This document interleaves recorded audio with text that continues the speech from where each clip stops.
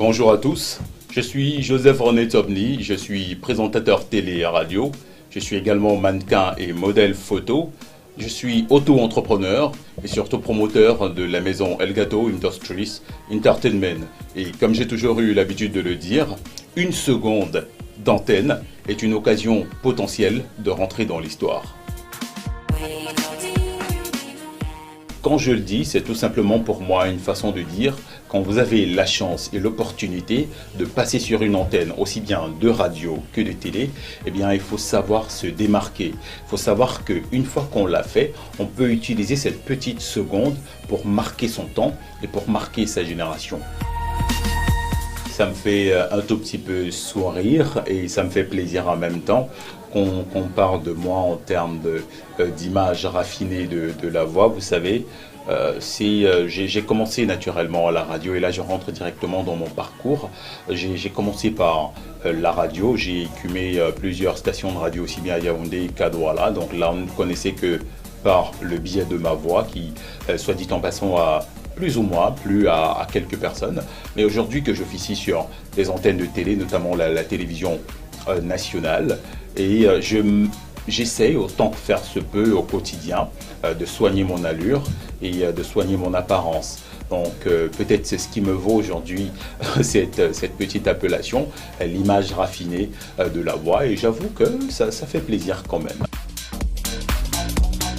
Parler de ma carrière comme étant une carrière atypique d'un enfant de la radio adopté par la télé, je pense que c'est les termes justes, bien évidemment, parce que je démarre ma carrière dans les radios, notamment de Yaoundé et de Douala également, où j'ai passé un bon moment de ma vie.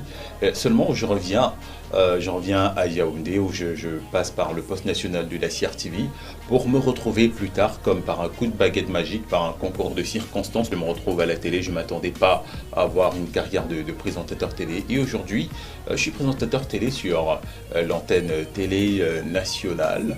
On aura certainement l'occasion de revenir sur les détails dans d'autres éditions.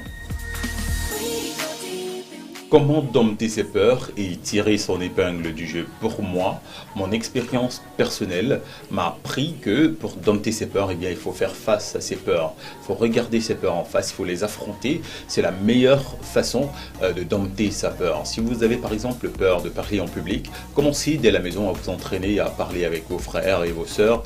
Si vous êtes dans une salle de classe, vous êtes élève et que vous avez peur de parler en public, commencez déjà pendant les exposés à lever le doigt, à prendre la parole. Et si vous pourrez faire face à vos peurs, et c'est la même règle qui s'applique dans la vie de tous les jours, dans le monde professionnel, faire face à ces problèmes, les affronter, prendre le taureau par les cornes, et pour tirer son épingle du jeu, eh bien ce ne sera que plus facile.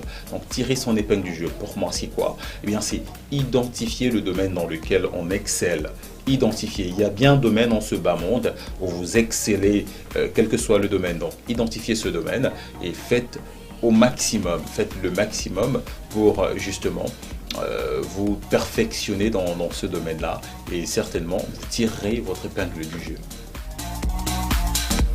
Quand rêver et espérer ne suffisent plus, eh bien pour moi, le maître mot, c'est l'audace.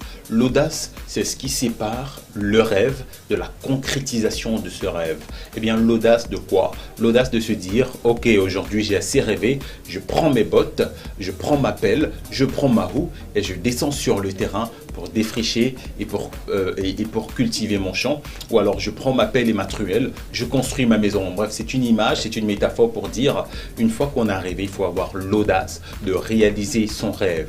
Comment est-ce qu'on réalise son rêve? On le concrétise, on se lève, on va en face, on travaille pour améliorer justement les conditions qui permettront la réalisation de ce rêve, et on ne reste pas à la maison à rêvasser et à imaginer que la solution viendra du ciel.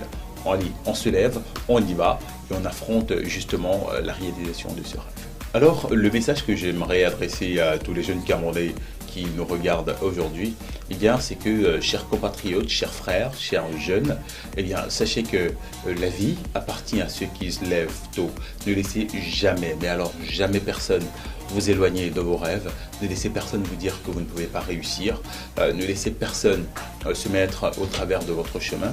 Ne laissez personne vous éloigner de la réalisation de vos rêves.